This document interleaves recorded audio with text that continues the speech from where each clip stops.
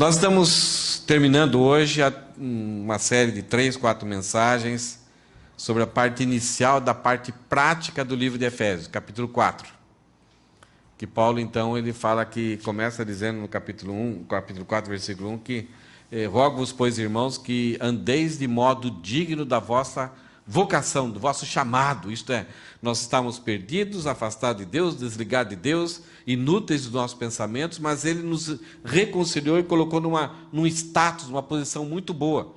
Então, mas ainda temos essa natureza, temos ligação, nós não estamos mais arraigados ao estilo de vida que estávamos aqui, não estamos mais arraigados, fomos arrancados, com raiz e tudo, mas ainda estamos apegados. Nós gostamos ainda. Estamos contentes com a posição que Deus nos colocou, mas sentimos falta. Parece que é impossível viver aqui nessa terra sem aquilo que nós vivíamos antes. Temos um amor, uma paixão por aquilo. Então Paulo fala isso. Rogo-vos, pois, irmãos, que andeis de modo digno daquilo que nós somos, e não mais andeis como andam os gentios, na inutilidade dos seus pensamentos. Então, Paulo, agora no capítulo 4, ele trabalha ainda um pouco da teoria. Ele trabalha com a razão, com o cerne da questão. O Novo Testamento ele é muito diferente do Antigo Testamento, porque o Antigo Testamento, a proposta foi mostrar para nós qual é o nível da santidade de Deus. E qual é o nível da depravação do homem por causa do pecado. E que a diferença é impossível de ser resolvida. Existe uma grande inimizade. E o Antigo Testamento mostrava para nós que se não houvesse a morte de um inocente, essa solução seria impossível de ser conquistada, de ser solucionada. E isso o Antigo Testamento apontava então para Jesus. E mostrava que apesar de Deus ter criado e dado a melhor religião que o homem podia ter, que foi a religião judaica, isso é, o próprio Deus falou, o próprio Deus se revelou, o próprio Deus andou com eles, o próprio Deus protegeu eles, o próprio Deus trouxe profetas, trouxe conselheiros, trouxe aliança, trouxe a forma de cultuar corretamente, e mesmo assim, o homem com todos esses privilégios, ele mostrou que, para essa natureza humana pecaminosa, o homem nunca conseguiria resolver esse problema. Então, tudo apontava para Jesus. E agora, no Novo Testamento, com a redenção consumada em Cristo, nós temos a salvação pela fé, pela graça. A graça, de graça, proporcionou, porque nós nunca conseguiríamos obter algum recurso, nem com a nossa própria existência, um recurso para que pudesse pagar e resolver esse problema entre Deus e o homem. Então, nessa caminhada, nós temos um desafio que Deus, através dos apóstolos, através da própria pessoa de Jesus, nos convida a viver de forma adequada àquilo que nós somos. Esse é o chamado. E ainda existe em nós um coração que tem paixão pela velha natureza, pela saudade, aquilo que nós gostávamos. E esse coração vem dizer para nós, é impossível nós vivermos a vida aqui sem aqueles valores, sem aqueles princípios. Então, de início, parece que é mais fácil, então, a gente pegar uma tábua, escrever 10 mandamentos do Novo Testamento, colocar aqui, olha, se seguires aqui, então você vai ser legal. O Novo Testamento não propõe isso. Ele propõe tratar o problema na raiz. Então, Paulo, já estudamos esses 3 últimos domingos, ele vai mostrar que o problema está em um lugar em nós. E nós devemos tratar corretamente. E esse problema, como nós vimos, ele fala a respeito de que o nosso coração é uma fábrica de ídolos. O nosso coração produz ídolos e que tentam remover a pessoa de Deus e faz com que esses ídolos ocupem o lugar que só Deus poderia ocupar. O Elisandro falou um pouquinho a respeito disso. Os ídolos querem ser Senhor, Rei e Deus na nossa vida. E apesar de Cristo ter removido isso e ter assumido esse lugar, nós falamos, Jesus, o Senhor fica aqui nesse cantinho, mas eu ainda vou cultivar os meus ídolos. E na atual sociedade que nós estamos, um dos ídolos que mais é cultivado, é moldado e é exaltado ali, é o nosso próprio eu. Até dentro do meio evangélico. As próprias músicas, né? Músicas dizendo que você é o centro do coração de Deus. Jesus não conseguiria viver a eternidade sem você, por isso ele veio e morreu por você. Olha que bonito. Não é bonito? Mas isso é colocar o nosso ego no lugar de Cristo. E Cristo fica ocupando o lugar como um servente, como um mordomo, que propiciou que agora nós podemos ser o cara, o bambambam, sem mais condenação.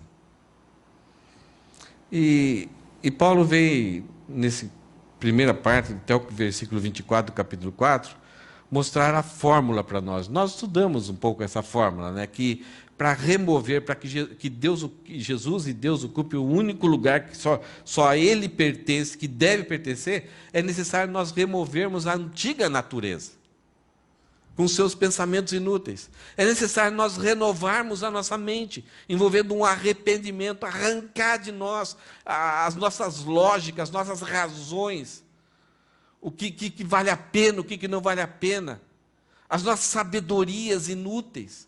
É necessário remover, e renovar, e é necessário revestir-se da justiça, criado segundo Cristo. É a camisa dele. É entrar no sistema de Cristo. Então a questão não é simplesmente saber o salvo, ele pode fazer isso? Não. Não é isso que Paulo está falando. É se revestir do coração de Cristo, da mente de Cristo, do pensar dele. E aí, de acordo com situações, nós vamos buscar aquela sabedoria que somente o salvo, que tem uma ligação agora com Deus, poderá obter. O mundo tem sabedorias, mas somente o salvo pode ter uma sabedoria que vem do alto. Então, nós vimos lá então que as mudanças permanentes, dinâmicas e contínuas, elas exigem então uma remoção, renovar e um revestir da natureza de Cristo. Nós já falamos sobre identificando os ídolos do nosso coração, como que eles são, então definindo como que eles agem, e hoje nós vamos fazer a respeito de destruindo os ídolos do nosso coração. Pegue a sua pá, sua picareta, seu martelo e vamos trabalhar hoje. Nós cantamos a última música hoje. Eu não sei qual que foi o pensamento do Eli, da Jenny, da Ana, do Eduardo, depois que terminou essa música. Não foi difícil o ensaio?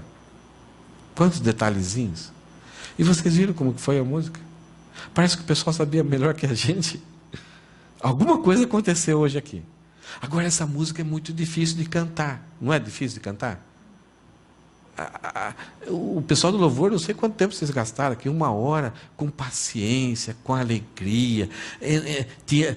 Voltava uma frasezinha e voltava, não deu certo. E eles sorriam, porque isso gera um estresse, uma canseira. Todos já vêm cansados aqui, mas com aquela paciência, aquele carinho. E Deus fez alguma coisa hoje que eu não consigo explicar. A música saiu linda. É uma música muito difícil de cantar. Eu sentei ali, tentei acompanhar, e eu percebi que se eu, assim, no ensaio, né? Várias vezes eu errava a entrada e o tom da entrada. Tem uma hora que a música entra baixo, de repente ela entra, na segunda vez ela entra alta, e a frase está lá, mas termina a frase, ela fala as 2 primeiras vezes da próxima frase, depois que entra na continuação da frase. É uma música assim que quem compôs tanto a melodia como a letra é muito difícil. Mas sabe o que é mais difícil dessa música? Cantar a letra. A letra dessa música é perigosa a gente cantar. Porque se a gente sinceramente está pedindo o que essa música está falando, é muito arriscado. Agora é um risco que realmente vale a pena. Mas a gente vai ficar surpreso. Por que isso está acontecendo? Deus, por que isso está acontecendo? Você não cantou domingo essa música? Eu estou trabalhando. Eu estou atendendo o seu pedido. Vamos tentar cantar ela no final de novo. Eu espero que saia bem de novo e não seja um problema. Mas hoje aqui, a música está muito ligada a isso, destruindo os ídolos do coração. E somente quando eu destruo os ídolos do coração, Jesus Cristo passa a ter a sua prioridade. Algumas coisas que nós vimos, então, que talvez está fazendo, alguns de vocês talvez não estiveram aqui conosco, e estavam falando, do que ele está falando? O que é isso? E só para bem rapidinho, né? O que é um ídolo? Um ídolo é uma preocupação, um interesse que domina, ou ainda um desejo, que começou legítimo. Beber água, assistir um filme, gostar de esportes, brincar no celular, filme, filhos, prazer no relacionamento matrimonial, marido e mulher. Começa de uma forma legítima, que até o próprio Deus criou e até deu ordem. Mas ele começa legítimo e passa a ser uma exigência ou algo necessário. Eu não consigo mais viver sem isso. Então, o ídolo é aquilo que nos domina e nos controla. E nós gostamos de dizer que nós somos donos do pedaço. Mas o ídolo ele demonstra para nós que não é bem assim.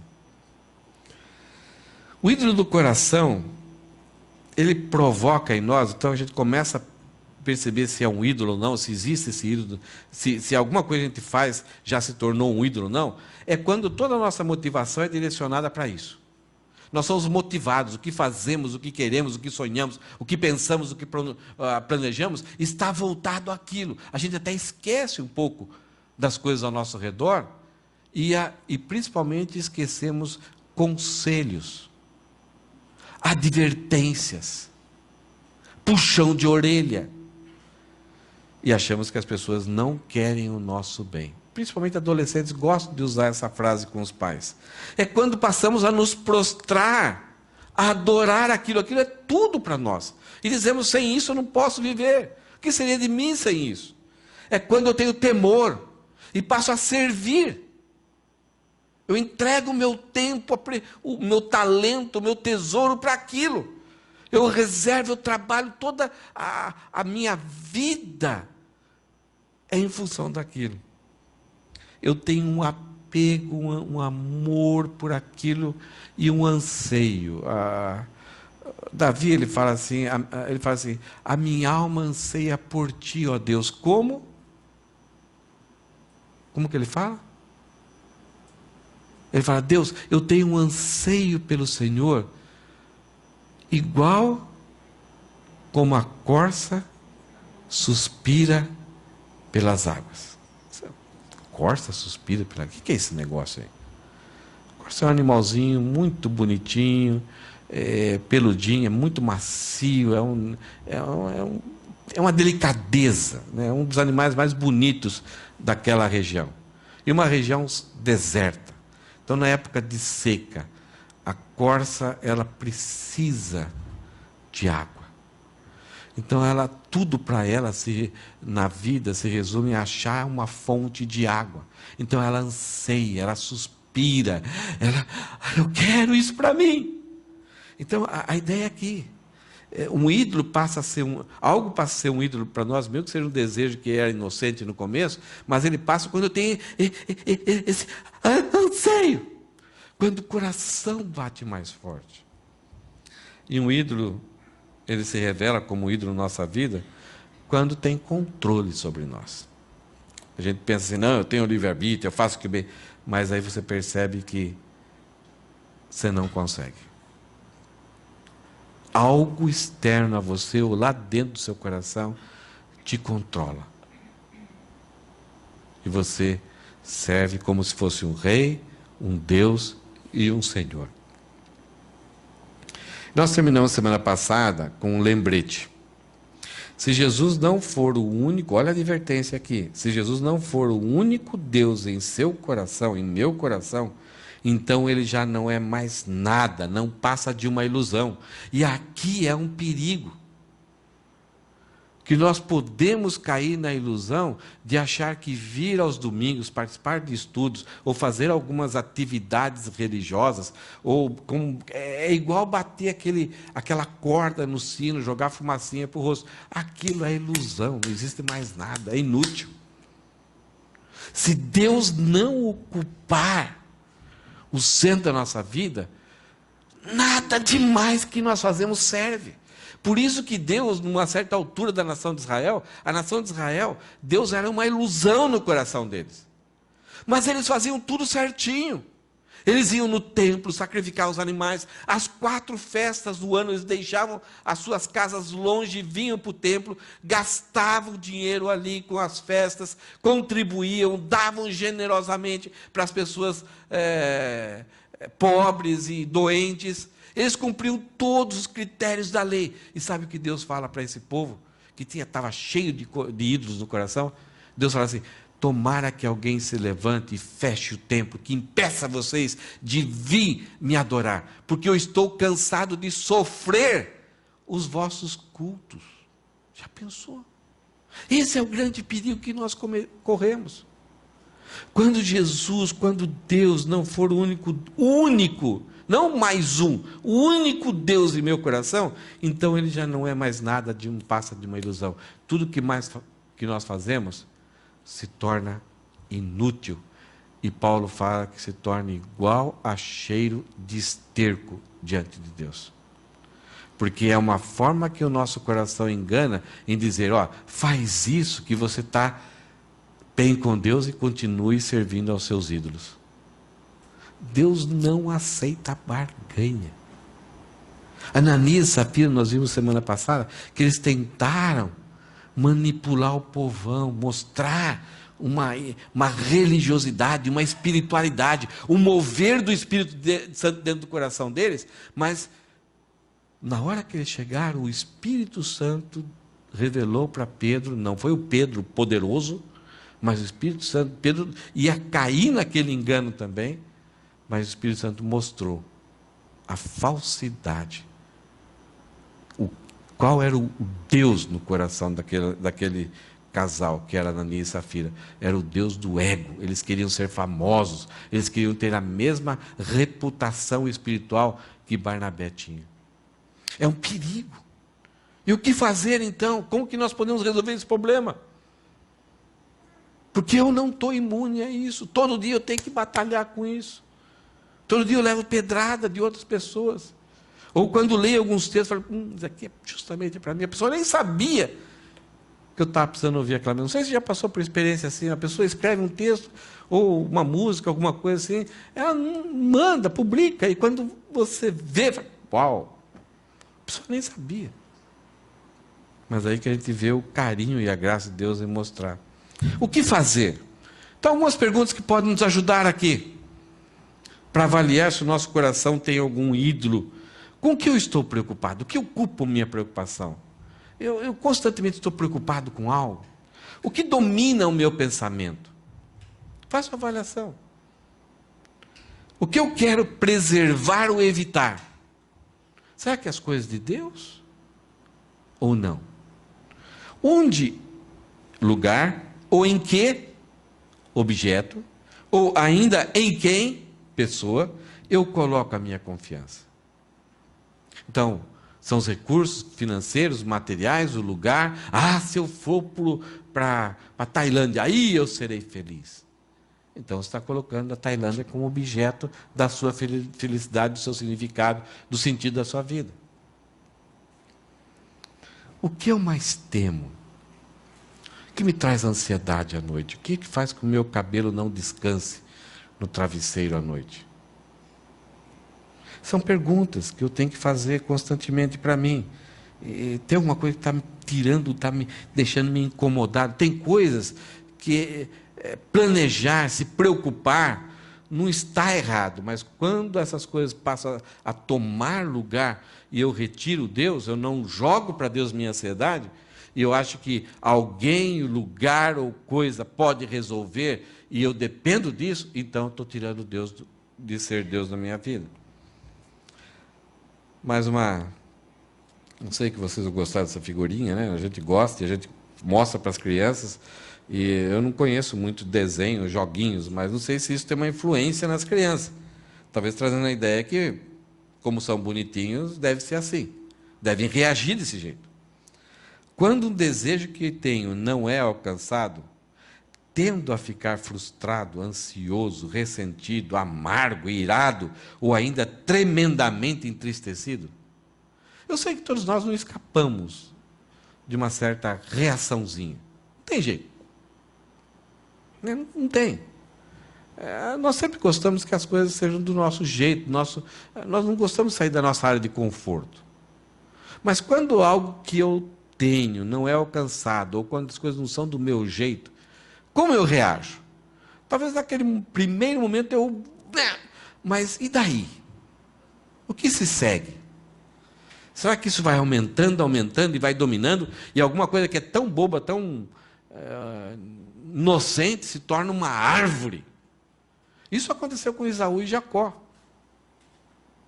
Esaú deu uma bobeira lá, não deu valor às coisas de Deus, barganhou a sua primogenitura, mas depois que ele descobriu, ele ficou tão irado, a reação dele foi tão triste, e foi correta essa reação triste, porque ele perdeu a primogenitura. Ele foi enganado pelo irmão. Mas ele não tratou.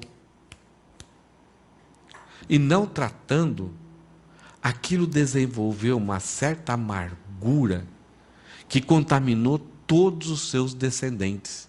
Os seus descendentes se tornaram inimigos mortais dos filhos de Jacó.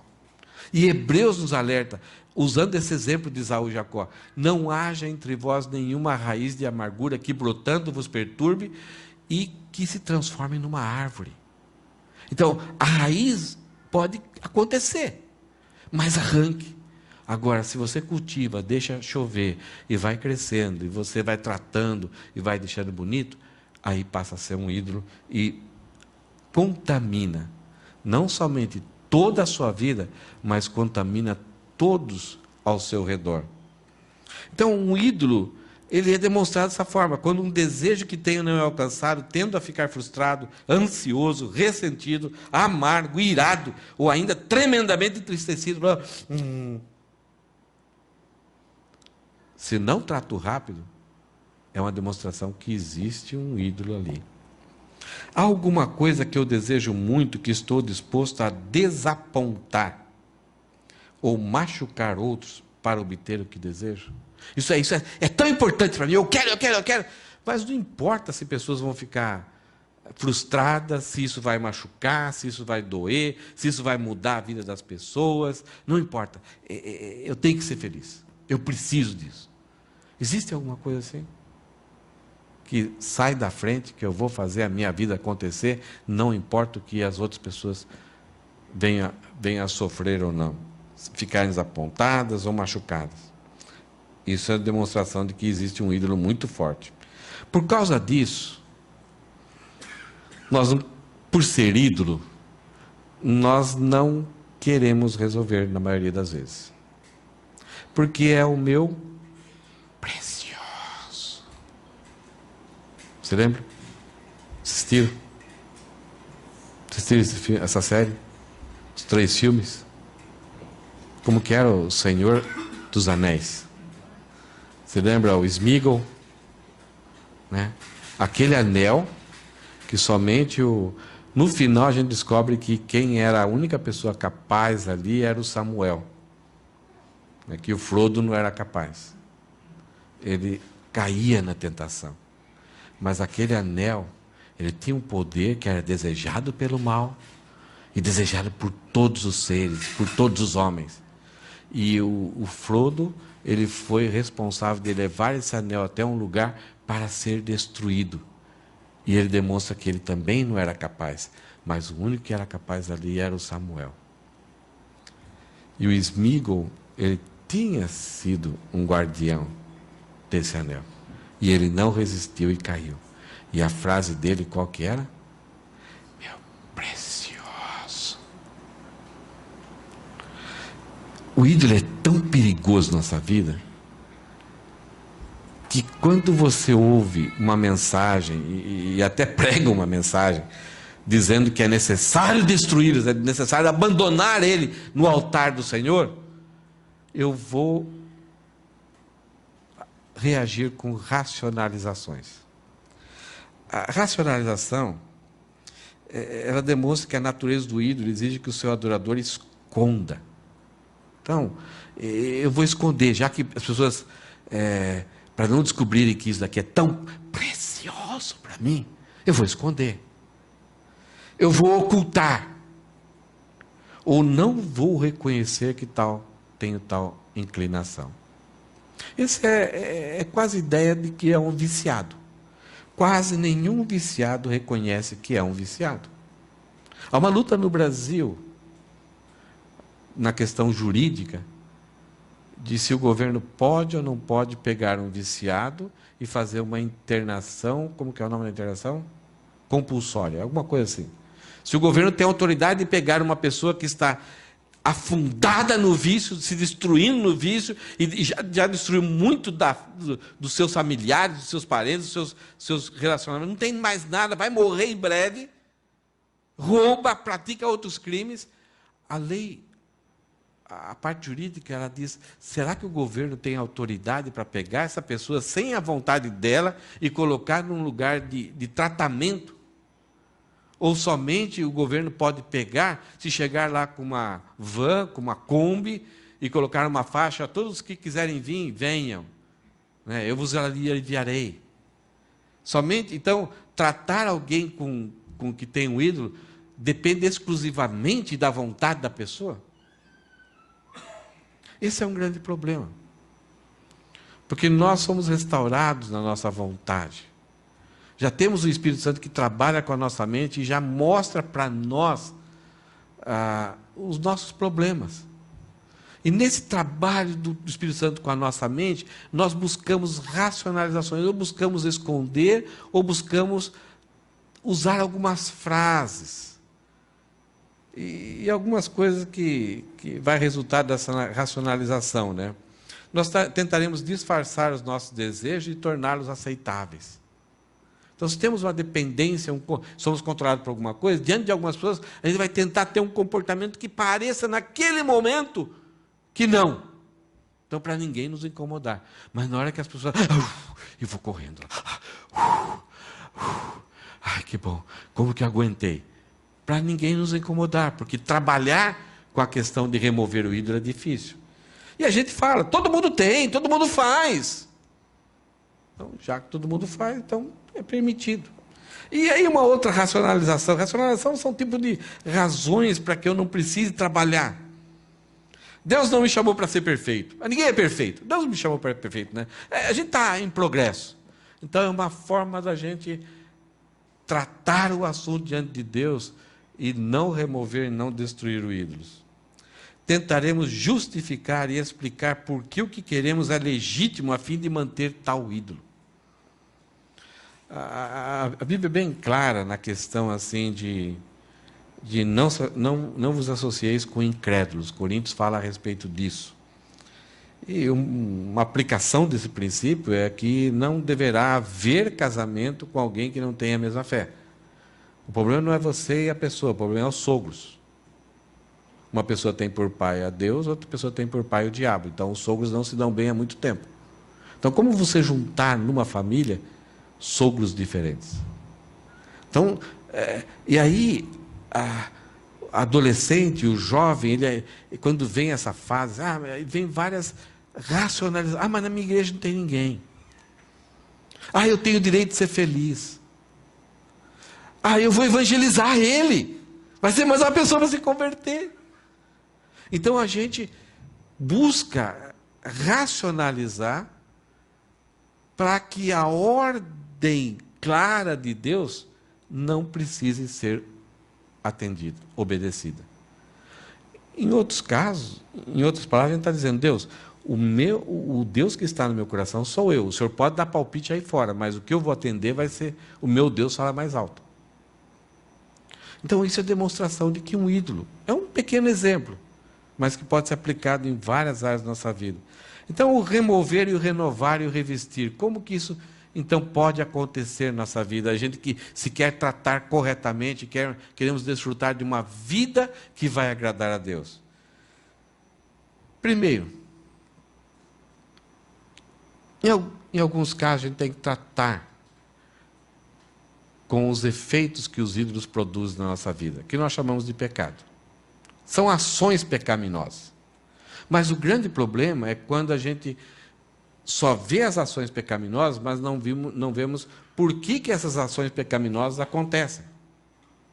Então, por exemplo, resumindo as ações pecaminosas da nossa vida. Sacrilégio, isto é, não dar valor para as coisas de Deus e zombar de Deus. Hipocrisia, viver uma vida religiosa, mas lá no fundo não tem nada a ver com Deus. Avareza, então dizemos que tudo é meu, é para mim e só para mim.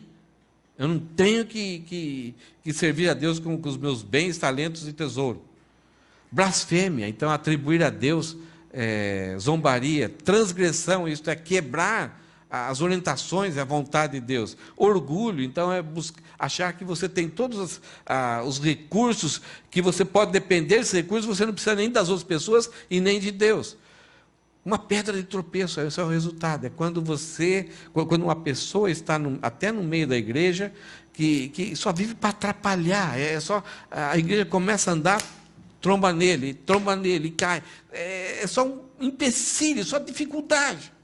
Deslealdade. Então, nossa natureza pecaminosa, ela produz deslealdade de marido com esposa, pais com filhos, filhos com pais, patrão, empregado, empregado e patrão. E isso desde as coisas mais simples, de tirar um xerox de uma empresa, com coisas maiores. Olha o Brasil em que dimensão que chegou na questão de lealdade. O nível de corrupção. Imoralidade é todo o nível de moralidade.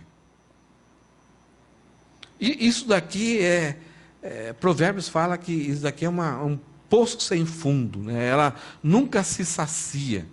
Você come, não, eu vou fazer só um pouquinho aqui, não, é uma coisinha que vai, mas não para. Eu vou colocar, eu ia colocar antes, mas eu fiz de propósito para colocar amanhã, hoje à noite talvez, um vídeo de uma mensagem que vai abordar um pouco essa questão de ídolos do coração, mas mais específico nessa questão de imoralidade. Foi um vídeo que a Edneia compartilhou no grupo lá de Quixuada. Não sei se todos assistiram, mas para mostrar, no início tem um vídeo de uma proporção e vai te assustar. Essas pesquisas já estavam sendo feitas há muito tempo, já há 10, 15 anos atrás, quando tinha os canais privados nos hotéis, né? Então, como eles eram usados. Depois veio a TV por assinatura no Brasil. E aí a internet entrou, e aí, então, tudo ficou muito mais fácil. E aí você vai se assustar que talvez dentro de nós, ou nossa família, filhos, 12 anos atrás, quando estava numa igreja no Brasil, eu e outro pastor, eu me assustei, falei, não, o que é isso? Um pai e uma mãe, firmes na igreja, saudáveis na igreja, família muito bonita, os filhos muito bonitos, assim, alegres. Eles vieram com uma filhinha de 11 anos. E eles pedindo assim, desesperadamente ajuda. A menina estava viciada em pornografia. Como isso? Eu nunca tinha visto isso. Eu assustei. E como aquilo estava destruindo a menina e estava destruindo toda a família. A ausência de frutos. Então, a pessoa que está ali não consegue produzir frutos dignos de arrependimento. A ira. Então, como que a ira ela faz parte da nossa sociedade, né? Essas reações intempestivas, assim. Pecados com palavras. Aqui, então, tem um monte de coisas, né? Fofoca, maledicência, tem de tudo, né? Exibicionismo é o pecado da moda. E ele não é tratado como pecado. E tem pessoas que estão dando cursos muito caros para você ser mais exibicionista que o outro. É fácil. É só ver quem que aparece nas fotos do perfil da pessoa. Se é mais a pessoa, tem uma coisa meio... Pode ser que está caminhando para uma coisa estranha. Mas existem profissionais da área de marketing para fazer com que a pessoa seja o cara. E aí, aquelas curtidas chamam, né? Olha, a pessoa fica dependendo daquilo. Falta de fé, uma pessoa que já não tem confiança nenhuma em Deus, aqui o ídolo pode afetar isso. A má mordomia, então, a vida desregulada, não tem controle, não tem sabedoria em investir, em gastar. E falta de oração, não tem relação com Deus. Isso daqui é pecado. A gente pode pegar isso daqui e tratar. Não, você não pode mais se irar. Você não pode ter que parar com... destruir seu computador, seu celular. Então, a gente pode tratar legalmente, ou de forma legalista, esses pecados. Vai ajudar. Mas o problema não está aqui. O problema é mais embaixo. O problema está lá. Está enraizado. Por que surgem essas manifestações pecaminosas na vida da pessoa? Boa parte das vezes, quando a gente não entende isso, e a gente se converte, a gente substitui os ídolos. Substitui um ídolo que não é aceitável por um ídolo aparentemente aceitável. A gente substitui um orgulho por um outro orgulho. Substituímos um exibicionismo por um outro tipo de exibicionismo. Substituímos uma vontade de realizar coisa por uma outra vontade de realizar coisa. Então, é perigoso quando a gente só transfere as manifestações pecaminosas, sem trabalhar o ídolo. Então, algumas coisas a gente vem aqui, né? Olha o que Jesus falou. Esse texto aí, muitas vezes, não percebe o detalhe. Mateus 5, 29, Jesus fala o seguinte: se o teu olho direito o leva a pecar, arranque-o e o jogue fora. Você lembra? O que Jesus está falando aqui é que alguma coisa leva a gente a pecar. Certo? O pecado ele surge por algo. E o que Jesus está falando é que pode ser a mão, pode ser o pé, pode ser o olho, pode ser o braço. Se levar a pecar, arranca fora. Na cultura judaica, eu acho imediatamente aqueles que tinham que captei a mensagem, eles falaram, mas Deus, mas Jesus, não é o pé que leva a gente a pecar. Não é o olho que leva a gente a pecar. E Jesus está falando assim, olha, descubra, saiba a fonte do pecado e trate radicalmente. Não passe mertiolate. Não passe um anestésico. Ou não diga lá, quietinho, hein?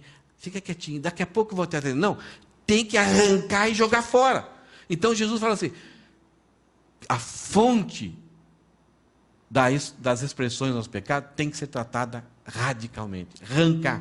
Você gostaria de arrancar o seu olho, tirar a sua mão, tirar o seu pé? Não. Só que aquelas pessoas que ouviram Jesus, provavelmente, eles captaram a mensagem de Jesus. E eles entenderam que nenhum pé, nenhum olho, nenhuma mão gera expressões de pecado. Porque já no livro de Provérbios, no livro de Salmos, está bem entendido de que o que gera o pecado é o quê? Coração. Só que você consegue cortar a mão, um pé, um olho e sobreviver. Não consegue? E até muito melhor. Se você for no Brasil, se você cortar, você vai ficar um deficiente físico, pode se candidatar a uma bolsa, praticar um esporte e ir para as Olimpíadas Paralímpicas. E ganhar só para treinar algum esporte. Lá em Bragança tem o Daniel Silva lá, que ele é nadador e campeão olímpico. Ele é deficiente, tem os problemas lá. Desculpe, talvez não foi muito legal essa comparação aqui. Mas a ideia que Jesus fala assim, pegue a fonte e tire, remova. Agora, o que acontece se você pegar o coração e remover?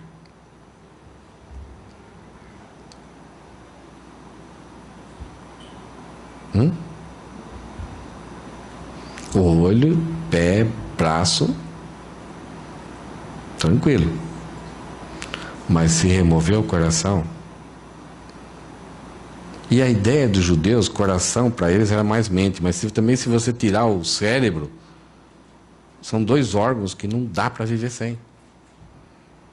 Falência, morreu. E é isso que o Novo Testamento, quando vai tratar da nossa nova vida com Cristo, vai falar. Se nós não nos considerarmos mortos para o pecado, não tem jeito. Não dá. Vai ser um sofrimento, uma luta que não vai ter jeito. Então a pergunta aqui, o que nos leva a pecar? É o nosso coração. Então o que nós temos que fazer? Em primeiro lugar, mudar o foco do nosso coração. Aquela ideia de remover e renovar. Mudando as motivações, as intenções, os pensamentos e a vontade. Através das Escrituras, conhecendo as Escrituras. Veja que Provérbios 4, 23 fala: acima de todas as coisas, guarde o seu coração, pois ele dirige o rumo da sua vida. Guarde, proteja. Ele é um depósito que na hora de qualquer situação, é lá que você vai buscar informações que vão fazer com que você pense, sinta e haja. Se está só o mal, a vingança, a ira, o egoísmo, o orgulho, quando você está diante de uma situação, o seu cérebro vai buscar informação lá no coração, vai encontrar o que está depositado e vai se expressar. A melhor coisa para a gente entender isso como funciona é a pessoa de Jesus Cristo. Várias vezes nos evangelhos está narrado assim: vieram algumas pessoas para tentar Jesus. O que é isso que eles queriam fazer? É colocar uma situação em que ele se irasse ou respondesse de tal jeito. Algumas vezes ele foi duro, mas a sabedoria com que ele responde. Algumas vezes ele escreveu na areia: atire a primeira pedra. Havia um julgamento totalmente ilegal ali. E eles queriam pegar Jesus. Jesus sabia, e várias vezes no texto dos evangelhos fala assim: Jesus conhecia o que eles pensavam e agiam. E quando você, por exemplo, eu acho que alguém já teve uma experiência de o filho vir contando uma história assim, toda aquela carinha lavada, você sabia que ele estava mentindo? Porque talvez lá quando você foi criança você fez a mesma, então é isso que acontece, né? E você fica irado não porque ele está pedindo aquilo, mas porque a ousadia dele tentando te enganar. Ele está te desonrando você como pai. E produzindo algo que é tão ruim, é um pecado que tem ligação com Satanás, que é a mentira. Jesus conhecia isso e ele reagia sempre de forma correta. Então nós temos que mudar o foco do nosso coração. Nós temos que mudar o foco da nossa rotina diária também. Vivendo em temor ao Senhor e cultivando intimidade com Ele. Para remover os ídolos do nosso coração, nós temos que colocar informações que tenham ligação com Deus, andar no temor do Senhor. E viver em temor dia a dia. O que é viver em temor? Diante de uma situação, antes de você responder, perguntar: o que Jesus faria no meu lugar? Tem um livrinho, não sei se já viram falar, em meus passos, o que faria Jesus? É excelente. Como ele reagiria? Então, isso é temor a Deus. Senhor, eu não quero te desonrar, eu não quero que as pessoas pensem mal do Senhor, eu não quero atrapalhar o evangelismo que eu estou fazendo com as pessoas, eu não quero machucar as pessoas. Senhor, eu quero que o Senhor seja glorificado, me dê sabedoria. Tem momento que você vai agir com dureza, com firmeza. Tem momentos que você vai ter que abrir mão de um direito seu e honrar talvez uma palavra que você deu lá no passado. Então isso é temer ao Senhor e cultivar intimidade. Uma vez, o povo estava escravo no Egito, na Babilônia, pelos babilônicos, depois os medo-persas conquistaram a Babilônia. E um judeu chamado Neemias, ele estava muito preocupado com Jerusalém. Que Jerusalém estava sendo destruída. Você lembra das mensagens que a gente pregou sobre Ageu? Jerusalém estava destruído, o templo estava destruído, o povo estava muito pobre lá, passando fome. E ele era o garçom do rei. Só que garçom no rei, naquela época, não era somente o cara que vivia na corte. O garçom era encarregado de pegar a comida na cozinha, provar em primeiro lugar a comida e chegar diante do rei e servir. Aí você fala, nossa, o que é isso? É porque se nesse trajeto ele morresse, o rei não comeria. Porque talvez alguém podia ter envenenado. Então a função do garçom era esse: preservar a vida do rei. E Neemias chega com a comida, mas a cabeça dele está lá em Jerusalém. Então ele está abatido. Então quando ele chega, rei, está para o senhor aqui. O rei olhou para ele. Por que está assim? O que está acontecendo? Ele estava abatido, então não estava normal. Sabe o que Neemias faz? Naquele mesmo momento ele orou. Diante do rei ele orou. Como? Ele se ajoelhou. Oh, Deus de Abraão, de Isaac. Não. O que ele fez? Com a bandeja na mão, olhando para o rei, recompôs um pouco sua fisionomia e uma oração breve e rápida. Isso que é cultivar a intimidade com Deus. É relacionamento. Diante de uma situação do que fazer ali, vai conversando com Deus. Deus, o que o senhor acha aqui? O que eu devo falar? Me dá a palavra aqui, senhor. Me ajuda aqui. E olha, essa é uma vida é estranha. Vai acontecer coisa que talvez você nunca imaginou que aconteceria. Que é algo impressionante. É fantástico quando você consegue desenvolver isso. No mosteiro tinha um homem, que leva até o meu segundo nome, Lourenço, um frei. E ele tinha problemas nas suas mãos, então não tinha muita habilidade. Ele era cozinheiro do mosteiro. E todo dia, desde sair da cama até voltar para a cama novamente, ele mantinha intimidade com Deus. Senhor, que eu não derrube os pratos. Senhor, que eu não queime o feijão. Senhor, e o homem é complicado para cozinhar. A mulher ela consegue cozinhar várias coisas ao mesmo tempo, mas o homem, se ele olhou para o feijão, ele esqueceu do arroz. Olhou para o arroz, esqueceu do frango. Então, ele, por causa das suas dificuldades, tanto mental, um homem muito simples, ele desenvolveu uma intimidade com Deus, e as pessoas viam isso e deixaram registrado na história o testemunho desse homem. Salmo 25, versículo 14, fala: o Senhor é amigo dos que o temem, e Ele lhes ensina a sua aliança. Sabe o que é isso aqui? Quando eu desenvolvo essa intimidade, eu não somente sei informações da aliança que Deus tem comigo, e a nova aliança que Deus enviou o seu Filho, porque eu sou pecador, morreu por mim, e todo aquele que nele crê, pela graça será salvo, e nós seremos arrebatados, ressuscitados, teremos uma vida eterna com Ele, e nada nos separar do amor de Cristo. Todas essas promessas da nova aliança, nós podemos saber intelectualmente, mas como desenvolvemos temor a Deus e intimidade, essas verdades passam a ser realidades na nossa vida. Deixam de ser somente informações, passam a ser carne, passam a ser a minha pessoa. Provérbios 29, 9 e 10 fala o seguinte: o temor do Senhor é o princípio da sabedoria. É o primeiro passo, é aqui que nós vamos alcançar a capacidade de discernir entre o falso e aquilo que é verdadeiro, entre a realidade e o fake, entre aquilo que é futuro, as consequências futuras. Eu vou ter essa capacidade. Eu, por exemplo, quando junta Elisandro, Kobayashi, aí começo a falar de comércio, começa aquilo lá, eu sou nécio, não entendo nada disso. Se alguém falar para mim, invista em bitcoins, eu vou lá investir em bitcoin, porque eu não sei nada. Mas eles falam, eles já têm, eles conhecem, eles estão experimentados nisso. Então, eles estão sábios nessa área.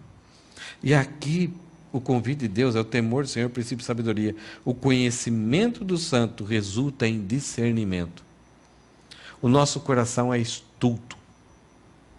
Ele precisa de conhecimento. E quando eu tenho temor do Senhor, eu tenho sabedoria, eu removo. Eu não preciso disso. Para que eu estava... Né? Eu sou colecionador de trecos. Eu sempre acho que vou precisar daquilo em algum momento.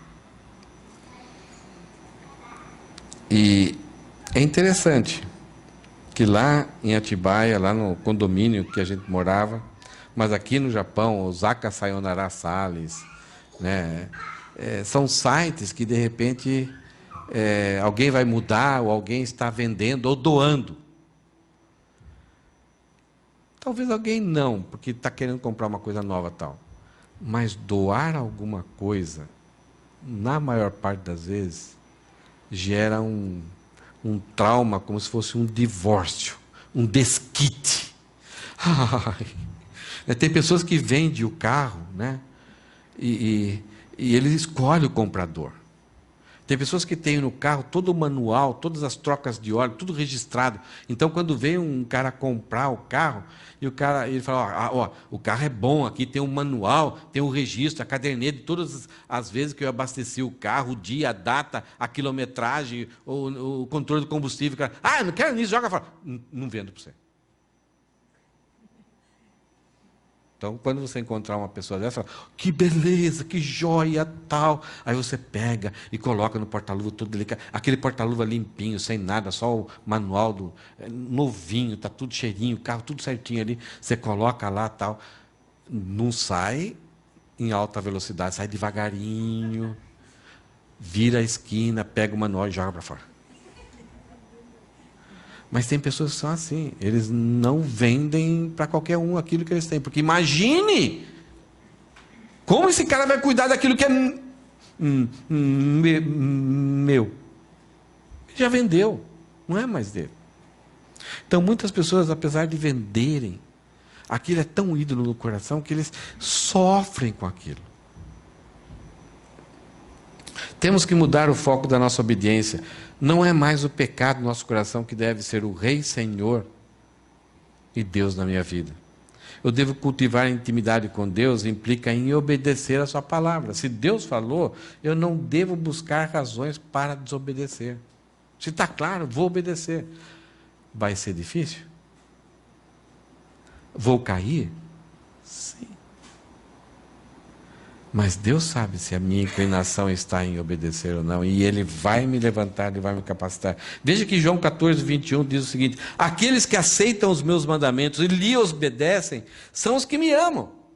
E porque me amam, serão amados por meu Pai. E eu também os amarei. E me revelarei a cada um deles. O conhecimento, entender como Deus funciona, o que Ele fez no passado, o que Ele vai fazer no futuro, está intimamente ligado à minha disposição em agradar, e amar, e obedecer, e servir a Deus. Se eu não tenho isso, se eu quero simplesmente ser um religioso, você vai ouvir muito de Deus, mas não vai conseguir entender nada de Deus. Ele não vai ser real para a sua vida, porque no seu coração ele é simplesmente uma ilusão. Talvez a gente está simplesmente querendo aliviar um pouco aquela culpa que a gente tem dentro. Mudar o foco da nossa estrutura. Então, há necessidade de mudar, em alguns casos, aonde que as nossas atividades. É dolorida, mas...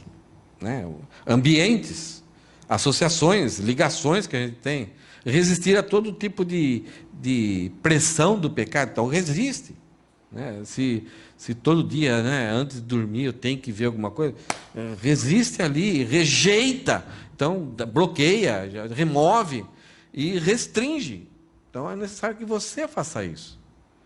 E se você tem muita dificuldade com isso, depende de Deus através da oração. E se tem mais dificuldade ainda, peça ajuda para que alguém te cobre, faça aquela cobrança amorosa, aquela pessoa que possa te ajudar. Mas perceba, ninguém pode fazer essa tarefa por você. Não tem nenhuma oração que eu possa fazer por você que vai te livrar de um dia para o outro. Não existe óleo, posso dar um banho de óleo em você, você pode comer um pão desse tamanho na ceia, que não vai resolver se você não tomar providência. Outra coisa, não é que você venceu um dia, uma semana, significa que você já é vitorioso. Essa é uma estratégia de Satanás. Não, o filme é muito ruim.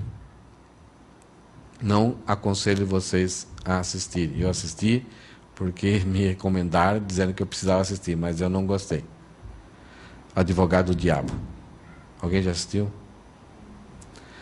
No final, o rapaz sai todo tranquilo, todo cheio de si. E aí uma pessoa que está conversando com ele, e capta isso dele, e é o diabo que se disfarçava em várias pessoas. E na hora que esse jovem sai todo cheio de si, o diabo fala assim: esse é o meu pecado predileto, o orgulho. É quando você acha que é campeão, você acha que é vencedor, e aí você abaixa as guardas. Guarda, você sabe o que é? É quando o boxeador, né, Fabiano, está ali e tal, você tem que... Fabiano, esse dia está falando ali, tem que proteger o rosto, então tem que estar ali dando uma manjada. Mas de repente você deu uma, duas, o cara lá amoleceu, ganhei! Aí você abaixa a guarda. Leva uma que... Tem até uns vídeos na internet aí que mostram um cara lá que fez um monte de coisa, tal, e o carinha lá paradinho assim, tal, né, só na dele, e o cara lá fazendo um negócio de capoeira, tudo assim. Daqui a pouco, na hora que o juiz... Fight! Pum, pum. Esse é o grande problema. Exige disciplina, concentração, não dê moleza. Se você venceu por um lado, vem pelos flancos. Na guerra, o maior perigo está nos flancos. É por trás. Então, agora está tudo protegido. Vai vir por outro lugar que não está protegido. Não somente disciplina, mas perseverança. Provérbios 13:20 fala: quem anda com os sábios se torna sábio, mas quem anda com os tolos sofrerá as consequências. Então é essa ideia de mudar a estrutura. Ande com pessoas que possam te ajudar na convivência, no linguajar. Observe essas pessoas. Observe também o que acontece com uma pessoa que andou errado. Veja a vida dela. E pergunte para você: eu vou querer ter isso para a minha vida? Olha a história. Quer ver eu espero que haja uma restauração das mais bonitas. O Neymar era modelo dos adolescentes e jovens. Agora ele é um modelo verdadeiro para adolescentes e jovens. Porque aquilo era falso. Aquilo era uma ilusão de que você podia ter 100% Jesus e levar aquele estilo de vida que ele levava. Olha o que aconteceu. E hoje ele é um modelo que como Deus trata as pessoas. Eu espero, a gente deve orar, que isso daí tenha produzido não somente na vida do Neymar, mas em toda a sua estrutura, o seu ambiente, as associações. Porque uma das coisas que, mesmo nessa queda, a própria família o exaltava. Não levava, não é que a ideia de impingir culpa, maledicência, mas a família colocava ele assim como ainda o queridinho do pai. E não abria os olhos dele para ele ter uma restauração genuína e verdadeira. Então, mudar o foco da estrutura, aprenda com o que está acontecendo ao seu redor. Terminando uma frase aqui. Os seus pensamentos, ou o que está no coração, não só produzem os nossos sentimentos. Os nossos pensamentos podem produzir sentimentos, desejos. que são internos ainda.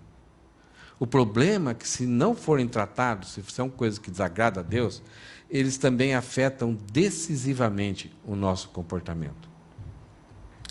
É uma escada, é um efeito dominó. Então eu tenho que trabalhar no meu coração, eu tenho que tirar aquilo que é ídolo, que produzem pensamentos que não agradam ao Senhor e que destroem a minha vida. Agimos de acordo com o que temos armazenado no nosso coração. Pergunta: o que eu tenho armazenado no meu coração? Eu não somente tenho que remover, verificar, identificar aquilo que não é de Deus, renovar, dar uma faxina legal, um sojo legal aqui, e botar muita coisa aqui, para blindar o meu coração. Se ele ficar vazio, o inimigo volta. E volta mais forte ainda. E se você pensar, agora estou limpinho da Silva, agora sou eu, ninguém pode comigo, cai em desgraça. Então, nessa hora, e depende de você, do tempo que quando você acorda, quanto tempo você vai gastar em oração, no banheiro, no chuveiro, na hora que estiver no banheiro, ou fazendo comida, as músicas que você escuta, a leitura da palavra. Tem pessoas que acham que, se você abrir a Bíblia na entrada da sua casa, agora então minha vida vai mudar. A Bíblia vai ficar empoeirada, só isso. Essas letras têm que fazer parte lá dentro, de forma bem entendida, e ela tem que se tornar carne para mim vencer e ter vitória. Os 2 versículos que a gente leu hoje, eu gostaria de ler para a gente terminar. Efésios 4. Portanto, como prisioneiro do Senhor, olha o que Paulo fala. Eu sou prisioneiro do Senhor, é Ele que me... Porque é o melhor benefício ser agarrado e ser preso ao Senhor e ter essa intimidade com o Senhor. Portanto, como prisioneiro no Senhor, suplico-lhes, eu peço, eu rogo, que vivam de modo digno do chamado que receberam. Assim eu lhes digo, versículo 17, com a autoridade do Senhor, é como se o Senhor estivesse falando para nós hoje. Não vivam mais como os gentios, com aquele que não tem ligação com Deus, levados por pensamentos vazios e inúteis. Então, 2 alertas. Paulo suplica para que a gente viva de acordo com o que nós somos em Deus, já somos em Deus. E ele fala, não vivam mais essa vida inútil e vazia. Isto é, uma vida igual a bolha de sabão. Brilhosa, bonita, leve, atraente, mas você toca, e aí? O que ficou? Nada. Amém?